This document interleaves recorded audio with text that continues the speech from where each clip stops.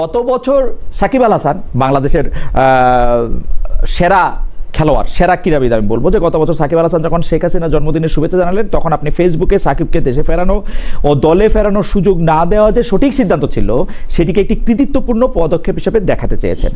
এই সপ্তাহখানেক আগে আমরা আবার আপনার একটি ভিডিও বক্তব্য দেখলাম, যেখানে আপনি বলেছেন সাকিব আল হাসানের পাসপোর্ট জটিলতা নিরসনে আপনি সহায়তা করেছেন। সাকিব আল হাসানকে নিয়ে আপনার দুটি বিপরীত অবস্থান কিনা এইটা না ফেরানো নাকি পাসপোর্ট জটিলতা নিরসন করা, কোনটা আসলে ক্রেডিট বা কোনটা ডিসক্রেডিট?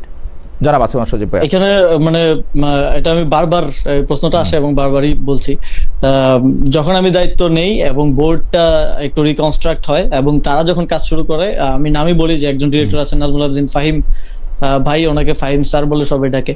তো সাকিব আল হাসান ওনারই খুব পছন্দের শিষ্য আর কি। তো উনি পুরোটা প্রসেস শুরু করেছিলেন, একটা রিকনসিলিয়েশন প্রসেস। এটা ট্রুথ এন্ড রিকনসিলিয়েশন পৃথিবীর বিভিন্ন জায়গায় হয়েছে, আমরা দেখেছি। এবং এই প্রসেসটাতে সাকিব আল হাসান নিজেও একমত ছিলেন এবং তিনিও এই প্রসেসটাতে আসছিলেন। আপনার মনে পড়ে কিনা, সাকিব আল হাসান স্টার্টের দিকে তিনি একটা পোস্ট করেছিলেন, তার যে জুলাই গণঅভ্যুত্থানের সময়কার অবস্থান সেটাকে ব্যাখ্যা করার চেষ্টা করে, এবং সেই পোস্টটা কিন্তু এই প্রসেসেরই অংশ ছিল। এবং নাজমুল আবেদিন ফাহিম ভাই তিনি পুরো প্রসেসটা করছিলেন, এবং আমারও একটা গুডউইলের জায়গা ছিল যে তিনি বাংলাদেশের সেরা অলরাউন্ডার এবং তার অ্যাটলিস্ট বিশ্বের সেরা অলরাউন্ডার, বাংলাদেশের সেরা ক্রিকেটার। তো তার অবসরে যাওয়াটা অ্যাটলিস্ট বাংলাদেশে একটা খেলার মধ্য দিয়ে হতে পারে, এবং সেটা একটা প্রসেসের মধ্য দিয়ে। যেহেতু মানুষের অনেক কোশ্চেন আছে, সরকারের প্রথম দিকে তাকে দেশে না ফেরানোর জন্য আন্দোলনও হয়েছে, মিরপুরে অনেক ধরনের দাবি দেওয়া হয়েছে, এবং এই জন্য একটা প্রসেসের মধ্য দিয়ে সেটা করা, এবং সেটা বিসিবি একটা প্রক্রিয়ার মধ্যে ছিল। কিন্তু এই প্রক্রিয়াটা শেষ পর্যন্ত সাকিব আল হাসানের দিক থেকেই ভঙ্গ করা হলো। তিনি ওই প্রক্রিয়াটা কন্টিনিউ করলেন না, বরং তিনি আওয়ামী লীগকে এন্ডোর্স করাটাকেই উনি বেছে নিলেন। ফলশ্রুতিতে এই প্রক্রিয়াটা কিন্তু আর কাজ করে না, এবং এই প্রক্রিয়াটা শুধু যে আমি চাইলে বা বিসিবি চাইলে সম্ভব তা না, কিন্তু ওনার নামে যে মামলা আছে বা দুদকে বা হচ্ছে ইয়াতে যা আছে সেটা তো আমার মনে হয় যে আপনি সাকিব আল হাসানকে আওয়ামী লীগের দিকে ঝুঁকে পড়া বা শেখ হাসিনাকে জন্মদিনে উইশ করাটা হয়তো আপনি বলতে চাইছেন, কিন্তু সাকিব আল হাসান কিন্তু আসলে ওয়েট করেছিলেন, এবং আমরা তখন শুনেছি যে আপনি এটাকে বাধা, মানে জনাব আসিফ মাহমুদ সজীব ভাইয়া চাইলেই, ক্রীড়া উপদেষ্টা চাইলেই সাকিব দেশে ফিরতে পারবেন বা দেশে থেকে অবসর নিতে পারবেন, যেটাই উনার একটা চাওয়া ছিল। ওইটার ক্ষেত্রে আপনি একমাত্র বাধা ছিলেন। পরে আমরা দেখলাম যে আপনি ওটা ক্রেডিটও নিচ্ছেন যে হ্যাঁ আমি বাধা ছিলাম।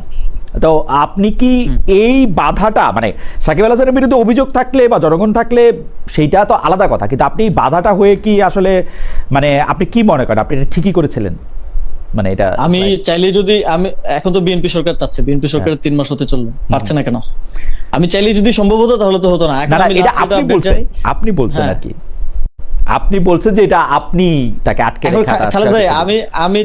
আমি যদি দেশের প্রধানমন্ত্রী হই, আমি চাইলেও গিয়ে কারণ আমি একটা মামলা থাকলে ওইটা উইথড্র করতে কোর্টকে বলতে পারবো না, বা তাকে ওইটা থেকে আপনি এই যে দেখেন বিএনপি চাচ্ছে, বিএনপি সরকার চাচ্ছে, আমরা দেখছি গুডউইল আছে, কিন্তু বিএনপির ক্রীড়া প্রতিমন্ত্রী তিনিও বলছেন যে মামলার বিষয়টা সাকিব আল হাসানকেই ম্যানেজ করে আসতে হবে।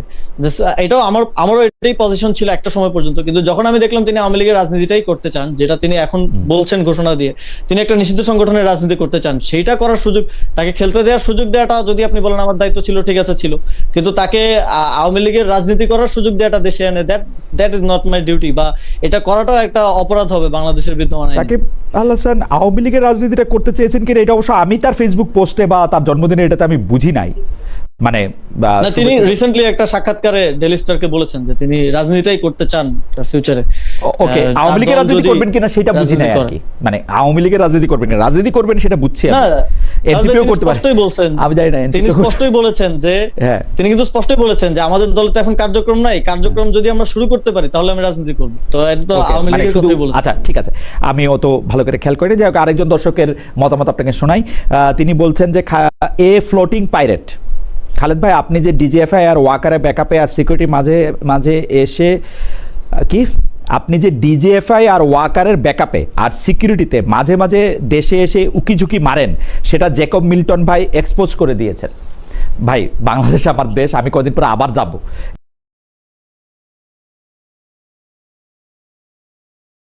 তো আজকে এই পর্যন্তই, কিন্তু প্রশ্নগুলো এখানেই শেষ নয়। এই দেশ, এই রাজনীতি, এটা আমাদের সবার। আপনি, আমি, আমরা সবাই মিলে গড়ে তুলব সচেতনতার একটা মঞ্চ। আপনার ভাবনা, আপনার চিন্তা এবং আপনার মতামত আমাদের দরকার। তাই কমেন্টে লিখে জানান এই মুহূর্তে আপনি কি ভাবছেন এবং আপনি কোন দিকে তাকাচ্ছেন। রিপাবলিক অ্যান্ড পলিটিক্স কেবল খবর বা বক্তব্যের জায়গা নয়, এটা একটা ভিন্ন মতের প্ল্যাটফর্ম।